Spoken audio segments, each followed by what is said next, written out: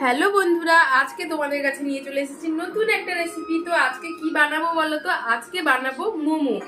আর আগে তো দেখিয়ে দিলাম তোমাদেরকে মেয়োনিজটা কিভাবে বানিয়েছি। তো মেয়োনিজ আর মোমো একসঙ্গেই খাবো, তার জন্যই বানানো হচ্ছে। তো দেখাই চলো মোমোটা কিভাবে বানাচ্ছি। এখানে দেখো চিকেনটাকে পেস্ট করে রেখেছি।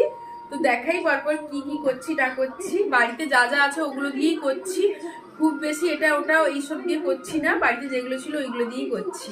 প্রথমেই এখানে চিকেনটা আছে, তো চিকেনে একটু লেবু দিয়ে দিব।